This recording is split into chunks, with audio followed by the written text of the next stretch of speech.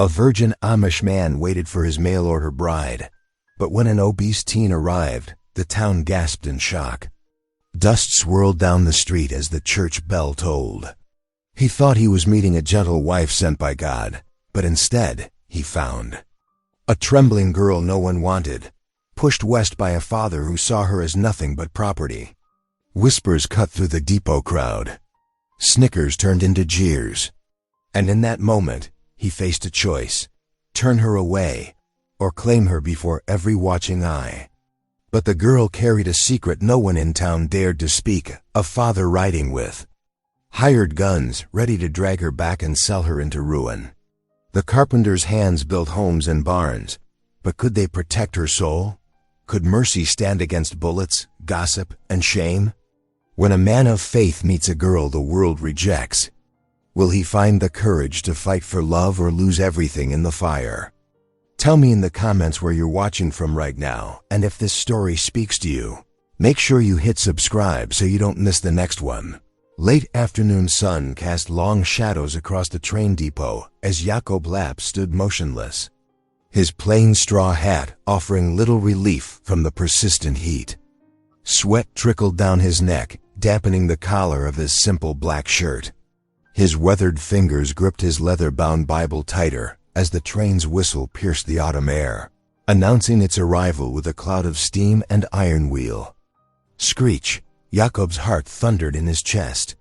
For weeks, he had prayed for guidance about his mail-order bride, seeking the Lord's wisdom in every quiet moment between his carpentry work.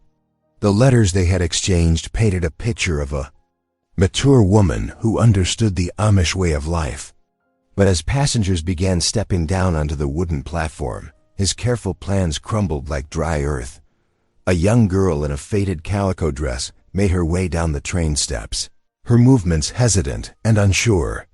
She was heavier than most, and her face showed the raw nervousness of youth. She couldn't have been more than 17 years old. In her arms, she clutched a small bundle wrapped in brown paper and string, her only possession from the look of it. "Mr. Lapp?" Her voice trembled as she approached him. "I'm Maria May." Jakob felt the stares of townspeople boring into them. This wasn't the woman who had written those letters. This was barely more than a child, lost and afraid. He opened his mouth to speak, but before he could form words, the whispers started. "Would you look at the size of her?" came a harsh voice from behind him. "Poor Lapp," another muttered. Surely not what he ordered. Maria's face crumpled at the cruel words, her eyes dropping to study the dusty planks beneath her feet. Jakob saw her shoulders begin to shake, and something fierce and protective rose up in his chest. Without hesitation, he stepped forward and placed a steady hand on her shoulder. "Welcome, my bride," he said, loud enough for the gossiping crowd to hear. His voice was firm, though his heart raced with uncertainty. Maria's head snapped up, her eyes wide with disbelief. Tears welled up, catching the late afternoon light. "Nobody's ever," she whispered, her voice catching. "Nobody's ever stood up for me before." Jakob felt the weight of what he'd just done settle over him. This wasn't what he had planned, but he couldn't bring himself to shame this young woman in front of the whole town. The good book taught mercy, and right now, mercy meant offering protection to someone who clearly needed it. "Come," he said softly, guiding her toward his waiting buggy. The wooden wheels creaked as they approached, and his horse nickered softly in greeting. The murmurs of the townspeople followed them like autumn leaves skittering across the ground. Jakob helped Maria up onto the wooden seat, noting how her hands trembled as she gripped the side of the buggy. Her small bundle, which he could now see, contained what looked like a well-worn Bible. She kept clutched tight against her chest like a shield. As he climbed up beside her, the sun was beginning its descent behind the distant mountains, painting the Colorado sky in shades of amber and rose. The air was growing cooler, carrying the scent of pine and approaching evening. His modest homestead lay ahead, a journey of several miles along the rutted dirt road. The horses' hooves clipped steadily against the packed earth as they left the depot behind. Maria sat rigid beside him, her breathing quick and shallow. Jakob could feel the tension radiating from her, matching his own internal turmoil. This wasn't the beginning he had envisioned, but he had made a public declaration. Now they would both have to find their way forward, trusting in God's guidance through this unexpected turn of events. They rode in silence as the town fell away behind them, the whispers and stares replaced by the gentle evening sounds of crickets, beginning their nightly chorus and the soft jingle of the horse's harness. Jakob stole glances at his unexpected bride, noting the way she held herself as if trying to take up as little space as possible. His heart ached at the thought of what might have driven someone so young to travel alone across the country to marry a stranger. The buggy wheels turned steadily onward, carrying them toward his homestead and an uncertain future that neither of them had anticipated when the sun rose that morning. But Jakob's words at the depot still hung in the air between them, a promise made before God and the townspeople, born of compassion rather than the careful plans he had laid. The buggy creaked along the rutted dirt road as dusk painted the Colorado sky in deepening shades of purple. Maria's hands twisted in her lap as she gathered courage to speak. The steady clip-clop of hooves against packed earth seemed to mark time between her shallow breaths. "My father," she finally began, her voice barely above a whisper. "He arranged everything. The letters, the agreement." She swallowed hard. "He wrote them all." Jakob's hands tightened on the reins, but he kept his silence, letting her words fill the cooling evening air. He said, Maria's voice caught. He said I was nothing but a burden, too much to feed, too plain to find a local match. Tears traced down her cheeks, glinting in the fading light. He took the money you sent and bought himself a new plow before putting me on that train. The horse's steady gait carried them past stands of aspen trees, their leaves rustling like whispered prayers in the evening breeze. Jakob wrestled with his disappointment, yet each quiet sob from the girl beside him stirred something deeper, a compassion that echoed the Lord's own mercy. As they crested a small rise, Jakob's homestead came into view. The cabin sat sturdy against the darkening sky, smoke curling from its stone chimney. A barn stood off to one side, and a chicken coop dozed in the gathering shadows. "Here we are," Jakob said softly, pulling the buggy to a stop. He helped Maria down, noting how she trembled like an aspen leaf in his gentle grip. Inside the cabin, lamplight cast warm shadows across the wooden walls. Maria's eyes widened as she took in the careful craftsmanship around her, each shelf and cabinet lovingly hand-carved, every joint and corner speaking of patience and skill. "You made all this?" she asked, running her fingers along a shelf's smooth edge. Jakob nodded, already busy at the hearth. "The Lord blessed me with skill for woodworking." He stirred the pot of stew he'd left simmering before his trip to town. "I hope you're hungry." They ate their simple supper in silence, hearty stew and fresh bread, while the fire popped and crackled in the hearth. Maria took small, careful bites, as if afraid to eat too much. When the bowls were empty, Jakob cleared his throat. "The loft is yours," he said, gesturing to the ladder that led to the sleeping area above. "I'll stay down here by the fire." Maria's eyes filled with fresh tears. "You're too kind, Mr. Lapp. I don't deserve." "Please," he interrupted gently. "Call Emmy Jakob." As evening prayers approached, they knelt together before the hearth. Maria's shoulders shook as she fought back sobs. "I don't understand," she whispered. "Why are you being so kind to me? I'm not worthy of such treatment." Jakob turned to face her, his expression gentle in the firelight. "In God's eyes, every soul has worth," he said firmly. "Every single one. The good book teaches us that the Lord's mercy extends to all his children, not just those the world deems worthy." Maria ducked her head, but not before Jakob caught the wonder in her tear-filled eyes. After prayers, she climbed the ladder to the loft, her small bundle clutched tight against her chest. The night settled deep around the cabin. From above came the soft sounds of Maria crying into her blanket, each muffled sob a testament to years of hurt and rejection. Jakob lay on his bedroll near the hearth, eyes fixed on the dancing flames. What was God's purpose in sending this wounded child to his door?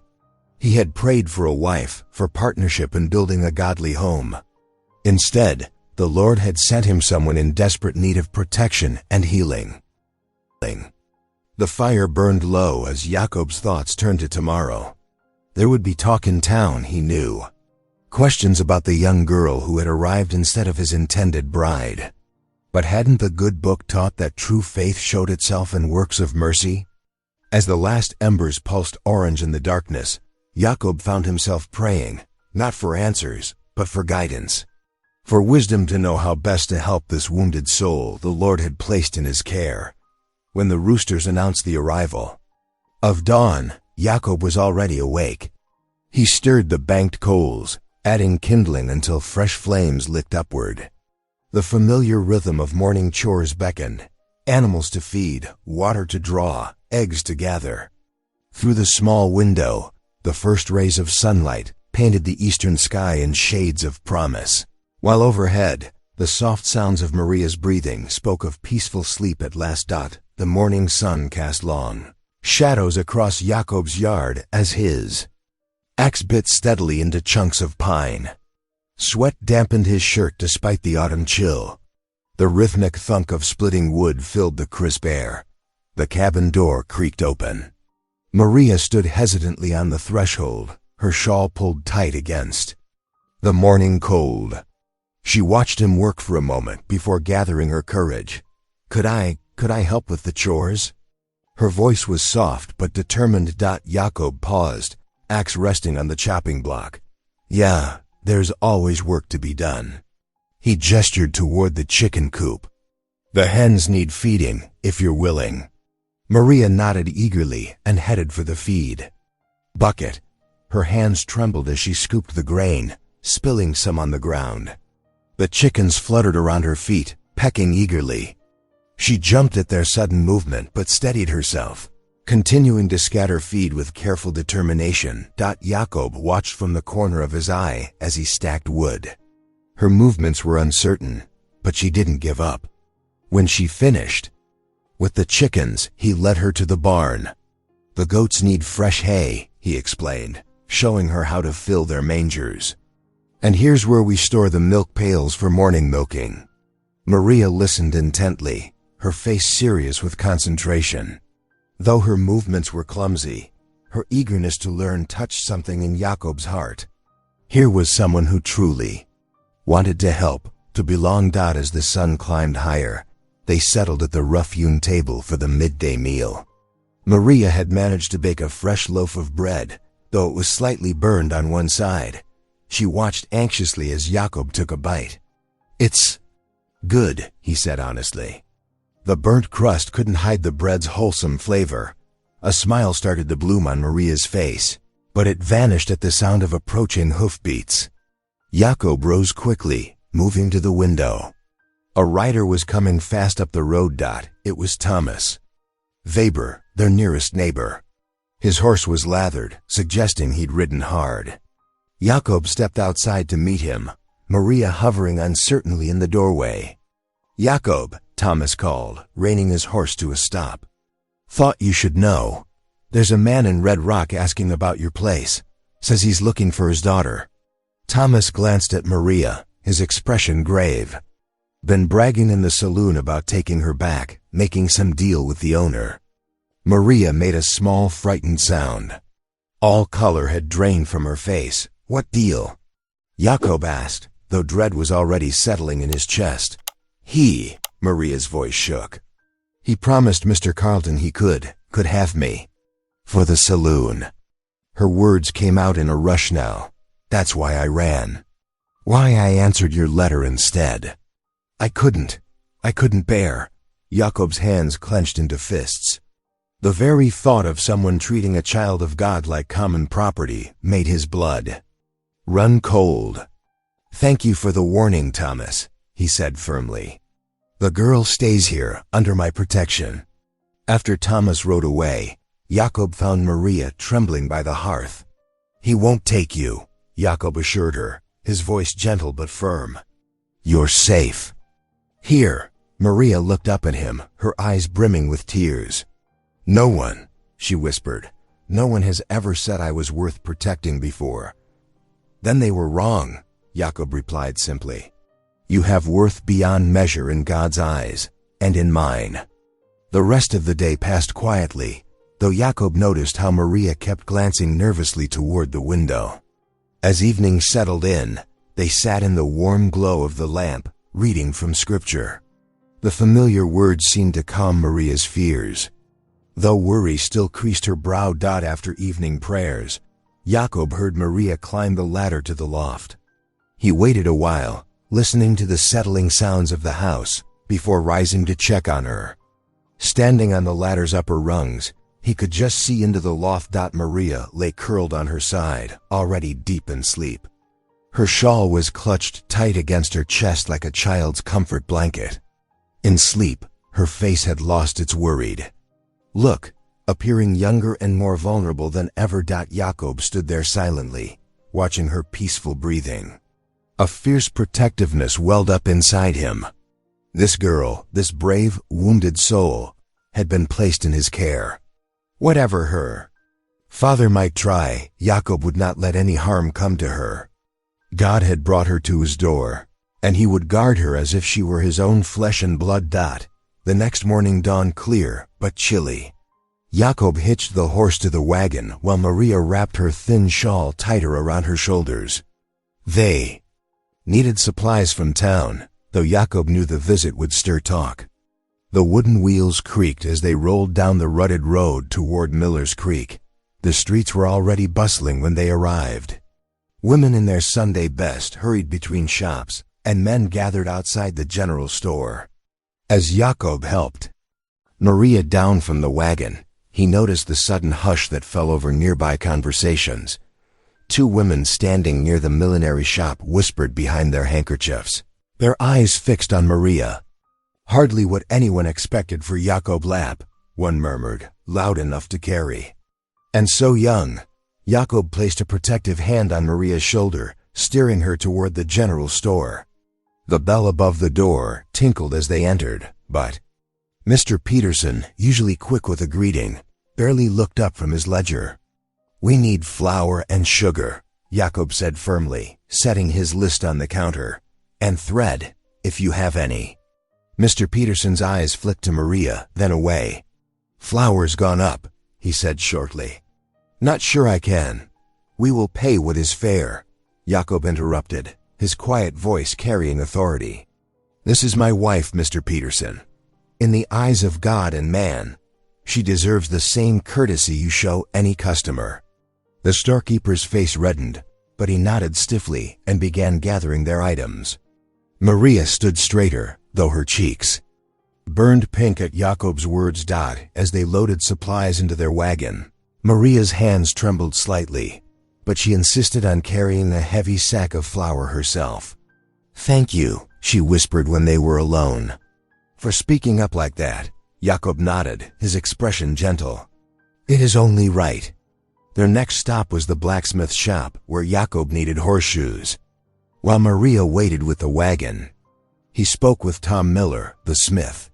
As Tom heated iron in his forge, he glanced around before speaking low. "Heard something you should know, Jacob. That father of hers, he's hired help. 2 rough fellows from up Red Rock way. Been asking directions. To Amish farms." Jacob's jaw tightened, but he kept his voice steady. "Much obliged for the warning."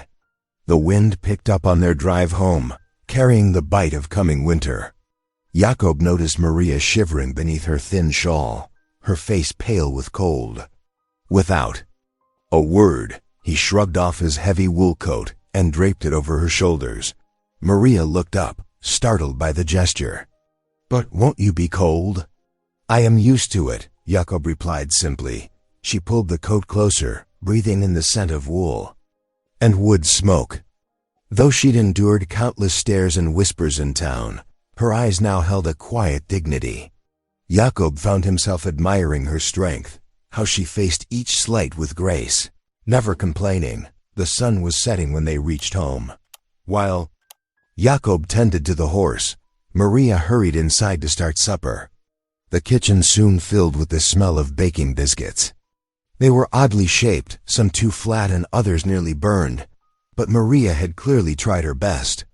"These are good," Jacob said when they sat down to eat, and he meant it. The biscuits might not have been perfect, but they were made with care. Maria's face brightened at the praise. "My mother taught me a little before," she trailed off, then added softly, "I want to learn to do better." After the dishes were cleaned, they settled in their usual places by the fire. Maria took up her mending while Jacob read from his Bible. The flames cast dancing shadows on the walls, and a comfortable silence fell between them. It was different from the awkward quiet of their first days. Something gentler had taken root. Jacob glanced up from his reading to find Maria focused intently on her stitching, her face peaceful in the firelight. Though she still started at sudden sounds and watched the windows anxiously, there was a growing steadiness to her presence. She was no longer the frightened girl who had stepped off the train. The evening passed quietly, broken only by the crack of burning wood and the soft whisper of turning pages. Neither spoke of the rumors heard in town or the threats that might be coming. For now, it was enough to share this moment of peace, this fragile trust building between them like a bridge across uncertain waters. The autumn days slipped by like leaves drifting on the wind. Maria rose earlier each morning, determined to learn the rhythms of farm life. In the dim light of dawn, Jacob found her already at the barn door, ready to help with chores despite her obvious nervousness around the animals. "The cow won't hurt you," Jacob assured her, demonstrating how to position the milk pail. "Just be gentle and firm." Maria's first attempts at milking resulted in more spills than success. The cow shifted restlessly, and Maria yelped as her uncertain hands lost their grip. But then something unexpected happened. She laughed. The sound, bright and genuine, echoed in the barn's dusty air. Jacob looked up, startled. It was the first time he'd heard her truly laugh, and something warm stirred in his chest at the sound. "I reckon I'm not much of a milkmaid," Maria said, wiping her damp hands on her apron. But she didn't give up. Each morning she tried again, her movements becoming more confident. Their days fell into a steady pattern. After morning chores came breakfast's simple fare of porridge or eggs, with Maria learning to bake bread that grew less dense with each attempt.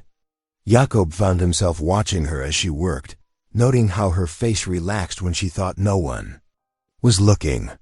Her quiet humor emerged in small ways, a quirked smile when the chicken squabbled over feed, a soft chuckle when she managed to collect eggs without getting pecked.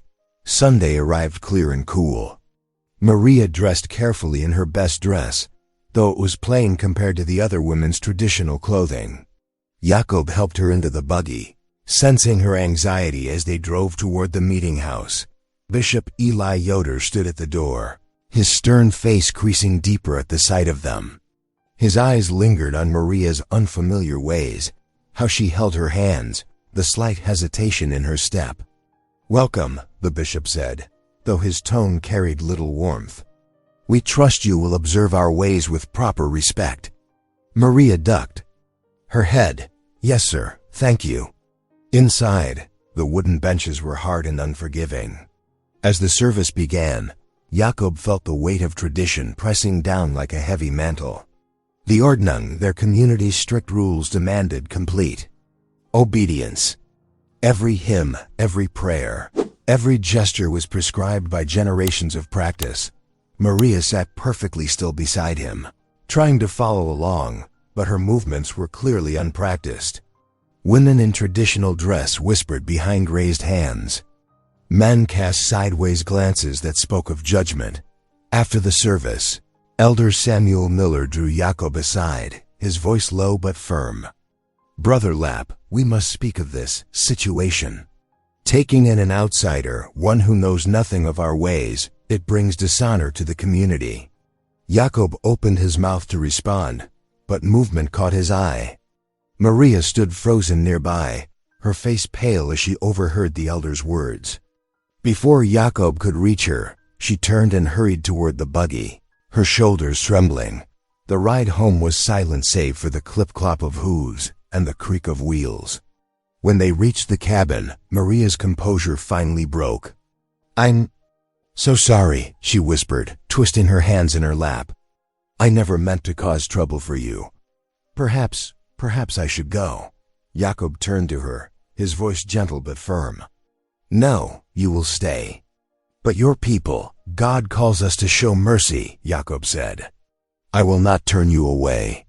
That evening, after Maria had gone up to the loft, Jacob knelt by the fireplace. The flames cast dancing shadows as he bowed his head in prayer, wrestling with the conflict in his heart. The Ordnung had guided his life since birth, its rules as familiar as breathing. Yet something deeper pulled at him, a certainty that protecting Maria was right in God's eyes, even if it challenged tradition. "Lord," he whispered, "grant me wisdom. Show me the path of true righteousness." The fire crackled softly, and somewhere in the night, an owl called. Jacob remained on his knees, seeking answers in the quiet of his heart. Above in the loft, he heard Maria's soft movements as she prepared for bed, and he knew with growing certainty that whatever challenges lay ahead, he would face them with the strength of his convictions. Through the window, stars wheeled in the vast prairie sky, unchanged by the small dramas playing out beneath them. Jacob finally rose, his knees stiff but his spirit settled into quiet resolve. Whatever judgment the community might pass, he would stand firm in his choice to offer shelter to one in need. Morning sunlight streamed through the cabin windows as Maria hesitated near Jacob's workbench. He was measuring a plank of pine, his movements precise and practiced. The scent of fresh sawdust filled the air. "Might I?" Maria twisted her apron in her hands. "Might I help you with your carpentry work?" Jacob paused, pencil hovering over wood. He had never considered sharing his craft with anyone, let alone his unexpected bride. Yet something in her eager expression made him reconsider. "It takes years to learn proper woodworking," he said gently. "But perhaps," he glanced around and spotted some rough planks that needed smoothing, "you could help with the sanding." Maria's face brightened. Jacob showed her how to hold the sanding block, demonstrating the proper motion steady and even, following the grain of the wood. To his surprise, she took to the task with careful attention. "Like this?" she asked, moving the block in slow, methodical strokes. "Yeah, exactly so." Jacob watched as she worked, noting her patient approach. Her hands, though unused to such labor, remained steady. She didn't rush or grow frustrated when the work proved tedious. The morning passed quietly, broken only by the whisper of sand against wood and the distant call of autumn birds. Cold wind rattled the windows, carrying the promise of winter, but inside the workshop stayed warm from their shared efforts. As they paused for a mid-morning rest, Maria spoke. Softly, "My mother taught me to read and write before she passed." She glanced at Jacob, as if unsure how he would receive this information. "She believed every person should know their letters, even girls." Jacob nodded thoughtfully. Reading was not common among his people. Many considered too much learning a path to pride. But he had often wished he could study scripture for himself, instead of relying solely on others' interpretation. "Would you?" Maria hesitated. "Would you like me to read to you from the good book?" Jacob retrieved his Bible from its shelf, handling it with reverence before passing it to her. Maria opened it carefully, her fingers tracing the verses until she found a familiar passage. When she began to read, her voice trembled at first but grew stronger with each word. "The Lord is my shepherd, I shall not want," she read, the familiar psalm taking on new beauty in her clear voice. "He maketh me to lie down in green pastures." Jacob closed his eyes, letting the words wash over him. He had heard these verses hundreds of times, yet somehow they felt different, now more immediate, more personal. Maria's voice carried both gentleness and strength, bringing the scripture to life in their small cabin. As evening approached, Jacob remembered the land deed petition he needed to write. Railroad men had been pressing at the edges of Amish territory, and the community needed to secure their claims. "I struggle with such formal writing," he admitted, showing her the rough draft he had attempted. Maria studied his work, then took up the pen with quiet confidence. "Perhaps we could word it this way," she suggested, beginning to write in a neat, clear hand. Her knowledge of proper English phrases surprised and impressed him. Together, they crafted the petition, Maria's skill with words complementing Jacob's understanding of the land issues. Several times, their collaboration brought unexpected moments of laughter over Jacob's creative spelling attempts or Maria's careful corrections. "I never thought these skills would be of use," Maria confessed as she finished the final paragraph. The lantern cast a warm glow over her face, softer now with happiness. "Father always said reading was a waste of time for someone like me. Someone like you," Jacob questioned gently.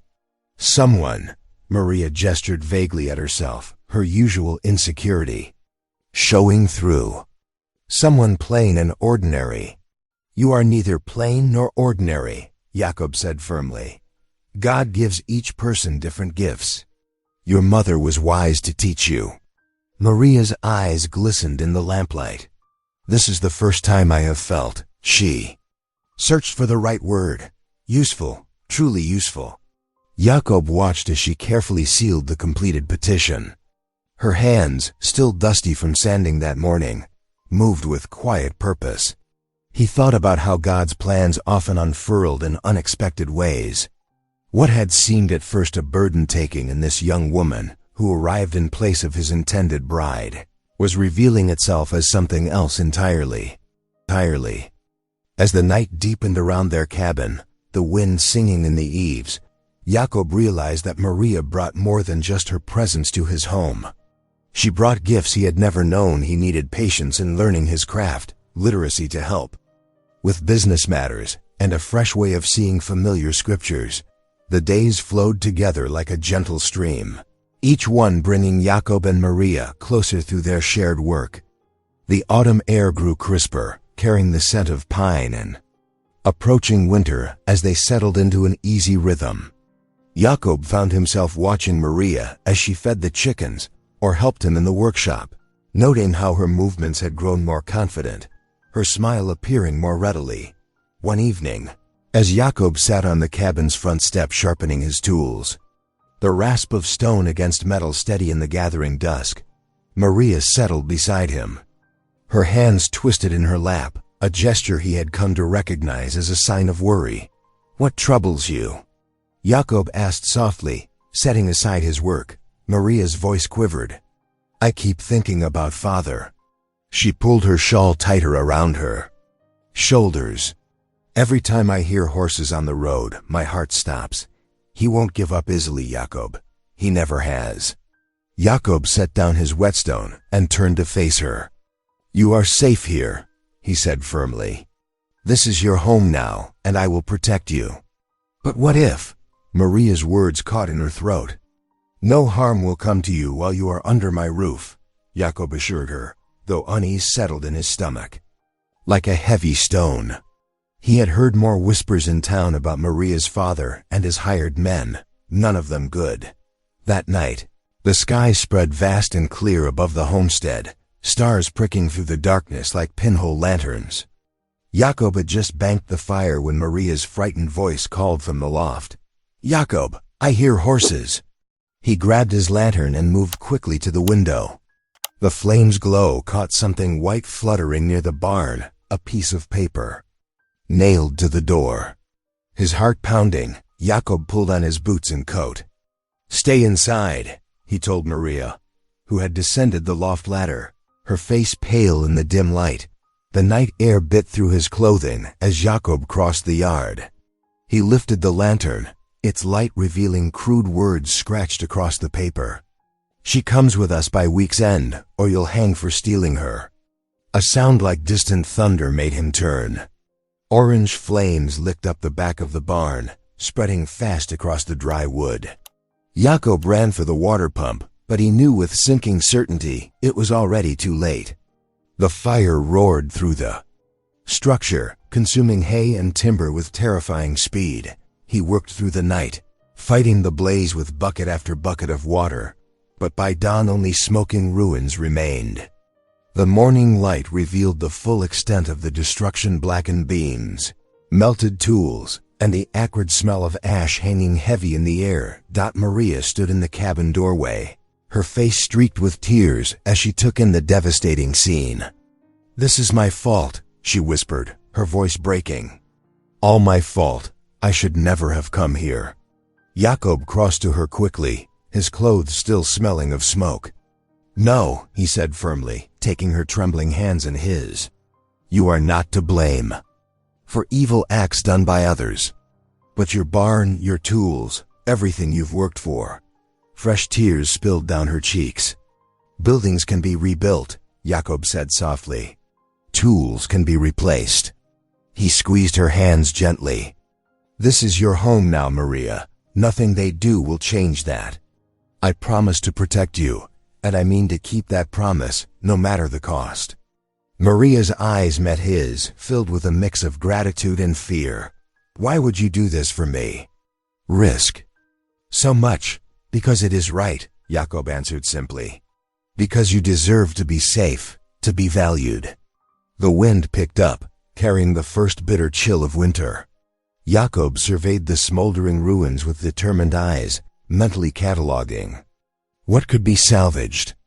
"I need to see what tools might be recovered," he said. "Will you be all right inside?" Maria nodded, wiping her eyes with her apron. "I will pray," she said quietly. "It's all I know to do right now."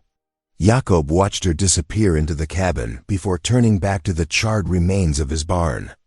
As he carefully picked through the ashes, looking for anything that might be saved, he could hear Maria's soft voice through the cabin window, lifted in earnest prayer. The sound gave him strength as he worked, reminder of what and who he was fighting to protect. The morning wore on, winter winds sweeping across the homestead, carrying away the last wisps of smoke. Jakob's hands grew black with soot as he retrieved what tools he could from the ruins. Each time he glanced toward the cabin, he could see Maria through the window, her head bowed in continued prayer, her lips moving in silent supplication for their safety. The morning after the fire dawned harsh and cold, a steel-gray sky hanging low over the homestead. Thin wisps of smoke still rose from the barn's blackened skeleton, carrying the bitter scent of destruction on the wind. Jakob had been up since before first light, his broad shoulders bent as he sorted through the wreckage, setting aside what might be salvaged. Maria watched him from the cabin door, her heart aching. When she brought him a cup of water, he paused only long enough to take a few swallows before returning to his work. "Let me help," she said softly, reaching for a fallen board. Jakob hesitated, then nodded. "Mind the nails," he warned. "They'll be everywhere in the ashes." Together they worked through the morning, Maria gathering bent nails into her apron while Jakob assessed the damage. She made countless trips to the well, bringing fresh water for both drinking and dousing the occasional smoldering timber that still glowed beneath the ruins. Around midday, the first of the neighbors began arriving.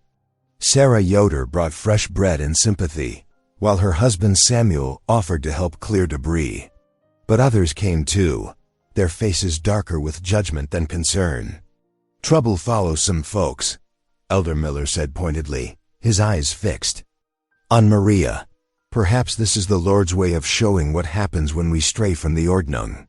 Maria's cheeks burned as she hurried inside the cabin, but she could still hear Jakob's firm response through the window.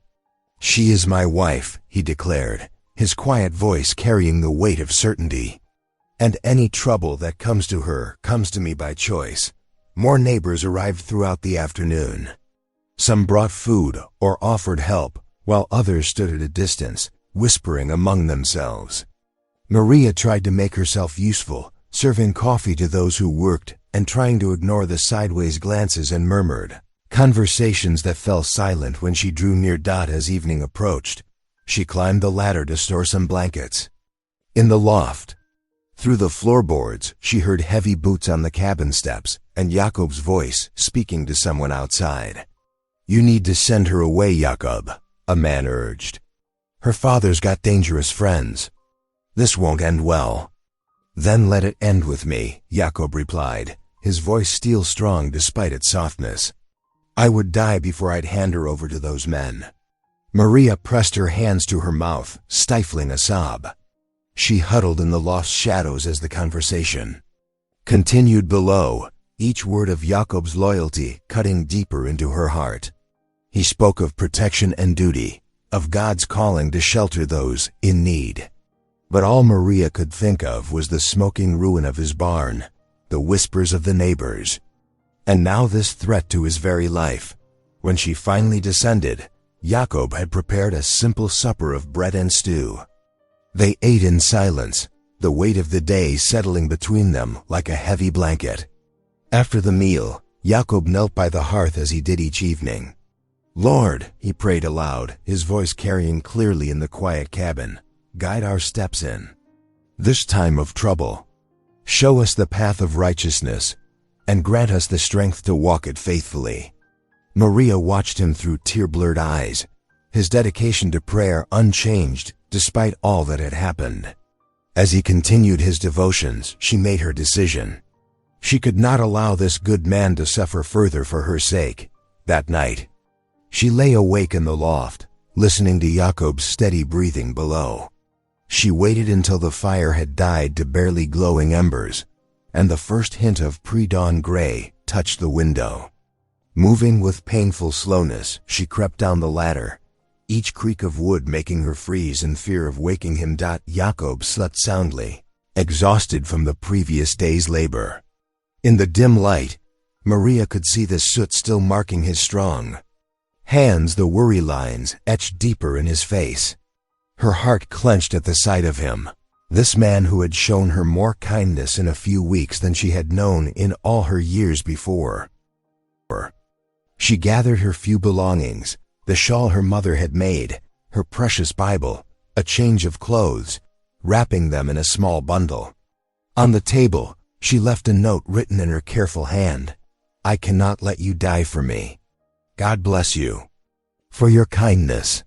The door latch lifted silently under her trembling fingers. As she stepped out into the biting pre-dawn air, Maria paused for one last look at the cabin that had so briefly been her home. Tears froze on her cheeks as she turned away, her feet carrying her down the rutted road and away from the only place she had ever felt truly safe. Behind her, smoke still rose from the barn's ruins, a stark reminder of the destruction her presence had brought. The morning star hung low on the horizon as Maria May slipped away into the darkness, believing that her departure was the only gift she could offer the man who had risked everything to protect her. Jakob woke with the first rays of dawn streaming through the cabin windows. Something felt wrong. The usual soft sounds of Maria stirring in the loft were missing. He climbed the ladder, his heart already knowing what he would find: an empty sleeping pallet and Maria's things gone. "Maria?" he called, though the stillness of the cabin told him she wasn't there. On the table below lay a folded piece of paper. His hands trembled as he read her neat writing. "I cannot let you die for me. God bless you for your kindness." Panic seized his chest. Without bothering to eat, Jakob threw on his coat and ran to the stable. His horse nickered as he hastily fitted the saddle, his fingers clumsy with fear. The morning air bit through his clothes as he urged his mount down the rutted road, scanning the frozen ground for tracks. The wind had risen, whipping his plain coat around him as he rode. Every few minutes he pulled his horse to a stop, calling Maria's name into the emptiness. Only the whistling wind answered back. He passed Eli Miller's farm, then the Weber place, asking each if they'd seen her. "Seen a girl walking toward town," Just after sunrise, old Mr. Weber finally told him, leaning on his fence post. Looking mighty cold and tired, she was. Jakob spurred his horse faster, his heart pounding. He met the Hamilton brothers driving their wagon and pulled up beside them. "Have you seen a young woman walking alone? In a dark dress?" The older brother nodded. "Passed her about an hour back. Heading toward the saloon district, looked like." Ice formed in Jakob's stomach. He knew that's where Maria's father would be looking for her. The horse's hooves thundered against the frozen ground as he pushed on, praying he wasn't too late.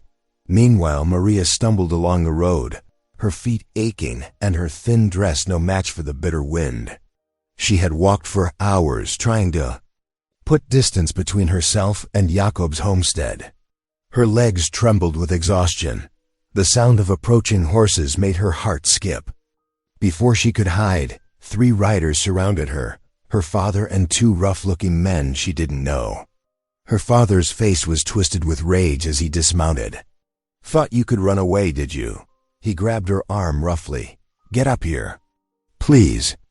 Maria begged as the men dragged her toward one of the horses. "Just let me go."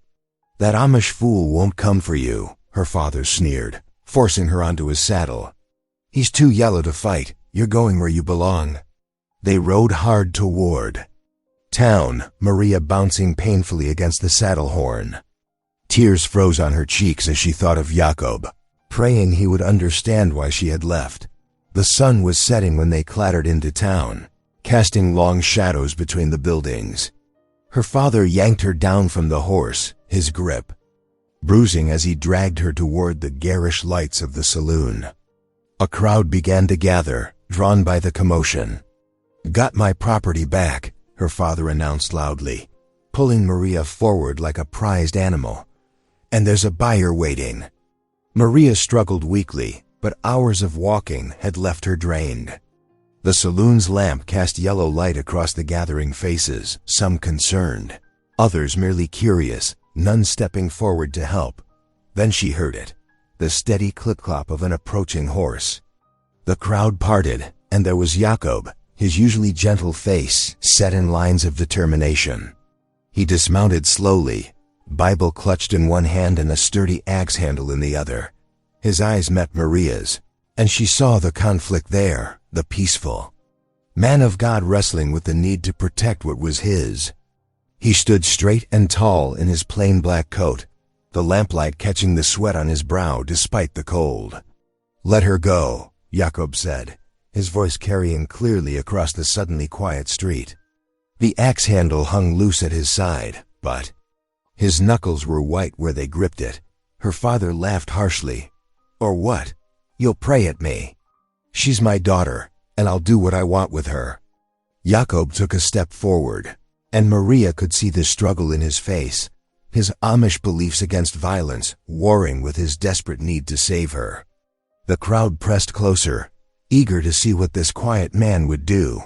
The Bible in Jakob's left hand seemed to weigh as heavy as the axe handle in his right, each representing a different path. Maria watched him, hardly daring to breathe, as he stood at the edge of that lamplit circle, caught between his pacifist vows and the cry of his heart to act. The crowd on Main Street swelled as the commotion grew. Maria's father maintained his cruel grip on her arm, dragging her forward like a prized cow at auction. The setting sun cast long shadows between the buildings, turning the dusty street into a stage for the unfolding drama. "Look at her." "Her," father bellowed, giving Maria a rough shake. "Too fat to be any man's proper wife, but folks'll pay good money to dock." His words carried across the gathering crowd, drawing cruel laughter from some of the coarser elements. Maria's chin dropped to her chest, hot tears of shame rolling down her cheeks. The worn fabric of her dress seemed to shrink around her, making her feel even more exposed to the jeering faces. Some of the townswomen whispered behind their hands, while others turned away, unwilling to witness such cruelty. Jakob stood at the edge of the crowd, his normally gentle face hardened with purpose. The Bible in his left hand caught the last rays of sunlight as he stepped forward, his boots striking the packed earth with deliberate force. "Enough!" His voice rang out, carrying an authority that silenced the crowd. Even those who had been laughing fell quiet, surprised by the commanding tone from the usually soft-spoken Amish man. "Maria May is my lawful bride," Jakob declared. His words clear and strong despite the slight tremor in his hands. "She is not property to be sold or bartered. She is a child of God, worthy of dignity and respect." Maria's father spat in the dirt, his face twisted with contempt. "Dignity? Respect? She's my daughter, and I've got expenses to cover. You took her without paying proper dowry. $500, that's what I'm owed." He yanked Maria's arm, again making her whimper. "Pay up, or I'll have my men teach you about respect." The two rough men who had helped capture Maria stepped closer, cracking their knuckles menacingly. The crowd shifted uneasily, sensing violence in the air. Jakob's hand trembled as he reached into his coat. He withdrew a leather pouch that clinked heavily as he held it up. "This represents every dollar I've saved over 10 years of honest work," he said, his voice thick with emotion. $342 in silver and gold. Every penny I set aside for tools, for lumber, for my future. A shocked murmur rippled through the gathering. Even Maria's father's eyes widened at the sight of the bulging purse. "I offer it freely," Jakob continued, "not because Maria is property to be purchased, but to free her from your cruel claim." He stepped forward and placed the pouch carefully in the dirt between them. The sound of coins settling seemed to echo in the hushed street. The townsfolk began to stir, moved by Jakob's sacrifice. "Shame!" someone called from the crowd. "Shame! On you, Samuel May." Others took up the cry, their voices rising in anger at the father's cruelty. "You'd sell your own flesh and blood? The man's offering his life savings. This ain't right, and you know it." Heavy boot steps sounded on the wooden sidewalk as Marshal Dan O'Malley pushed through the crowd, his badge catching the last light of day. His weathered face was grim as he surveyed the scene. "Samuel May," the marshal's voice cut through the noise like a knife. "I've heard enough to charge you with attempted trafficking. We've got laws against selling human beings in this territory." Maria's father's face purpled with rage. "You can't." "I can and I will." The marshal nodded to his deputy, who stepped forward with iron manacles. "You're under arrest for attempting to sell your daughter into bondage. That's a federal offense." As the deputy clapped the irons around Samuel May's wrists, he thrashed and cursed, spitting threats at Jakob and Maria. The marshal nodded to several townsmen who stepped forward to help escort the prisoner, along with his 2 hired men, toward the jail. Maria, finally free of her father's grip, swayed on her feet. The strain of the day's terror and exhaustion caught up with her all at once. She stumbled forward, and Jakob caught her in his arms as she collapsed, weeping into the rough wool of his coat. "You came for me," she sobbed, her fingers clutching his lapels. "You gave up everything." Jakob held her gently, one hand stroking her hair, as he had seen mothers comfort their children. "Not everything," he murmured. "I have what matters most right here." The crowd began to disperse, leaving them standing. In the growing dusk, the leather purse still lay in the dirt, forgotten, as Jakob supported his bride, her tears slowly soaking into his coat while the last light faded from the western sky. The crowd's murmurs faded behind them as Jakob guided Maria away from the main street. His gentle hand at her elbow steadied her trembling steps as they made their way toward the white-painted church that stood sentinel at the edge of town. The evening air grew crisp, carrying the scent of wood smoke and approaching winter. A single lamp burned outside the church door, its yellow glow creating a pool of light in the gathering dusk. Dead leaves skittered across the packed earth of the churchyard as Jakob led Maria to a wooden bench beneath the lamp. Her breath came in hiccuping gasps, the aftermath of tears still evident on her flushed cheeks. I thought. Maria's voice was barely above a whisper, her hands twisting in her lap. I thought I was nothing but trouble for you. A burden God sent to test your patience. She lifted her face to his, eyes shining with fresh tears. Yet you called me your bride before everyone. You gave up all you had.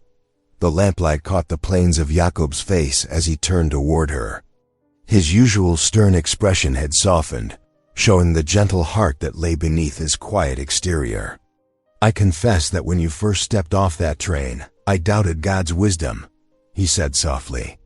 I wondered why he would send me someone so different from what I expected. Maria's shoulders hunched slightly at his words, but Jacob reached out and took her hand in his work-roughened one. But God has shown me the truth, Maria. You are no burden. You are his gift to me. Your kindness, your determination to learn. Our ways, your clever mind with letters and numbers. His voice grew thick with emotion. Even your courage to leave, thinking to spare me harm. These are not the actions of a curse, but of a blessing. Tears spilled freely down Maria's cheeks. Now, but they were different from the tears of shame and fear she had shed earlier. These were tears of relief, of joy, of belonging at last. Jacob guided her gently to her knees beside him in the churchyard, the packed earth cool beneath them. Let us pray together, he said quietly, and ask for strength to begin anew. There. Heads bowed in the lamplight as Jacob's deep voice rose in prayer. Lord, we thank you for your wisdom that surpasses our understanding. Guide us as we build our life together, and grant us the strength to face whatever trials may come. Maria's softer voice joined his. Thank you for sending me to this good man, who sees me through your eyes of love. As they rose from prayer, several townspeople approached through the growing darkness. Mrs. Anderson, the baker's wife, stepped forward with concern etched on her kind face. You shouldn't go back to your homestead tonight, she urged. Not after what happened. Stay with us where it's safe. Other neighbors added their voices, offering shelter and protection. But Jacob shook his head firmly. We thank you for your kindness, he said, his voice carrying quiet authority, but we will return home together. Evil cannot drive us from where God has planted us. The ride home in Jacob's buggy was quiet, broken only by the steady clip-clop of the horse's hooves and the creak of wooden wheels. The initial tension gradually melted away as Maria found herself leaning against Jacob's solid shoulder, her exhaustion finally catching up with her. Above them, stars pierced the velvet darkness of the sky, countless points of light declaring God's glory. The familiar silhouette of their cabin emerged from the darkness, a solid shape against the star-filled sky. Jacob helped Maria down from the buggy, his hands gentle but sure at her waist. Inside, the cabin was cold and dark, but Jacob moved with purpose, striking a match to light before kneeling at the hearth dot as he built up the fire. The flames caught and grew, sending warmth and light spreading through this small space. Maria watched him work, remembering how those same hands had held out his life, savings without hesitation to free her from her father's cruelty. Jacob stood from the mundla, crackling fire, and turned to face her, his expression solemn yet tender in the firelight. No evil will ever drive you from my side again, Maria, he declared, his voice carrying the weight of a sacred vow. This is your home, and I am your husband in truth as well as word. The firelight danced across the cabin walls as they stood together, casting their joined shadows against the rough-hewn logs, no longer two uncertain strangers thrown together by circumstance, but two souls united by God's providence and their own choosing. Dawn broke over the homestead, painting the sky in soft shades of pink and gold. Jacob and Maria emerged from the cabin into the crisp morning air, their breath forming small clouds.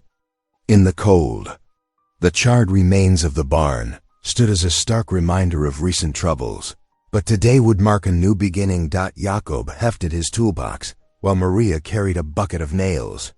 They had just begun clearing away debris when the sound of wagon wheels caught their attention. To their surprise, 3 buggies approached down the rutted road, loaded with lumber and tools. "Thought you might need some help, neighbor," called Samuel Miller, climbing down from his wagon. His wife Sarah followed, carrying a basket covered with a checkered cloth. Behind them, more families appeared. The Yoders, the Stoltzfuses, and even some English neighbors from town. Maria hung back, shyly as the wagons unloaded, but Sarah Miller approached her with a warm smile. "Here," she said, pressing a fresh loaf of bread into Maria's hands. "Every barn raising needs good food to keep the workers strong." Tears welled in Maria's eyes at this simple kindness. "Thank you," she whispered, clutching the bread close. Morning air soon filled with the sounds of work, hammers pounding, saws rasping, men calling measurements to each other. Jacob directed the effort with quiet authority, his carpenter's eye ensuring every beam stood true. Maria moved among the workers, offering water and helping where she could. Children darted between the busy adults, turning the worksite into a festival of activity. Little Hannah Yoder tugged at Maria's skirt, offering her a wildflower picked from the meadow's edge. Maria's face lit up as she accepted the small gift, tucking it into her apron pocket. As the sun climbed toward noon, the barn's new frame began taking shape against the autumn sky. The men paused for their midday meal, gathering in the shade of a large oak tree. Maria had spread quilts on the ground, where the women laid out their baskets of food. "Perhaps," Maria's voice was hesitant as she addressed the group, "perhaps I could read something while you rest?" She held her mother's Bible close, uncertain of their response. Jacob nodded encouragingly. "Please do, Maria." Opening to the book of Psalms, Maria began reading in a clear, steady voice. "The Lord is my shepherd, I shall not want." Her words carried across the gathering, and gradually all conversation ceased as people listened. Even the children grew still, caught by the beauty of the familiar words spoken with such feeling. When she finished, several women wiped tears from their eyes. "You have a gift, child," Sarah Miller said softly. "We are blessed to hear God's word through you." The afternoon brought more progress as the barn walls rose steadily. Maria noticed how differently people treated her now. Gone were the suspicious glances and whispered comments. Instead, women included her in their conversations, sharing recipes and household advice. Children brought her their small treasures, pretty stones and feathers, which she admired with genuine delight. As evening approached, Maria bustled about the cabin, preparing a hearty stew with vegetables the neighbors had brought. The small space filled with the savory aroma of cooking, mingled with the sound of laughter and conversation as workers came in to warm themselves. "This stew is a blessing," Samuel Miller declared, accepting a second bowl. "The Lord has given you a good wife, Jacob." Jacob's eyes met Maria's across the crowded room, his quiet smile speaking volumes. She ducked her head, cheeks flushing with pleasure at the praise. The sun had set by the time the last wagon departed, leaving behind a barn frame that stood proud and strong against the darkening sky. Jacob and Maria sat together by the hearth, the familiar crackle of the fire filling the comfortable silence between them. "I never thought," Maria began softly, "I never imagined I could belong somewhere like this." Jacob took her hand gently in his. "God has blessed us with good neighbors," he said, "and he blessed me with you." He paused, choosing his words carefully. "Once the barn is finished, I would like us to be properly wed, before God and our community." Maria's eyes shone in the firelight as she squeezed his hand. "I would like that very much," she whispered. The fire cast its warm glow around them. As they sat together, no longer two lost souls, but part of something larger, a community bound together by faith, hard work, and the simple power of acceptance. Through the window, the stars twinkled above their new barn frame, promising many more days of shared purpose and belonging.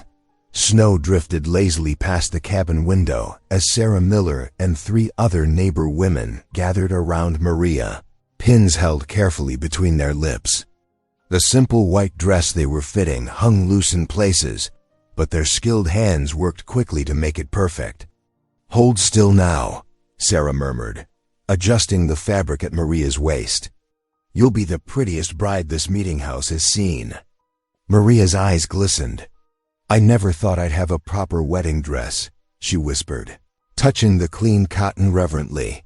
Across the homestead in the newly finished barn, Jacob practiced his vows while stacking fresh hay. His hands trembled slightly as he rehearsed the words that would bind them together before God and community. The familiar work helped steady his nerves. When wedding morning arrived, crisp and bright with fresh snow, the small Amish meeting house filled quickly. Townsfolk who had once whispered cruel words now sat quietly respectful. Neighbors who had helped rebuild the barn nodded warmly. Near the back, 3 native traders who often passed through the settlement sat wrapped in their winter blankets, having brought beautiful woven gifts to honor the couple. Bishop Eli Yoder stood at the front, his usual stern expression softened by what he had witnessed over these past weeks.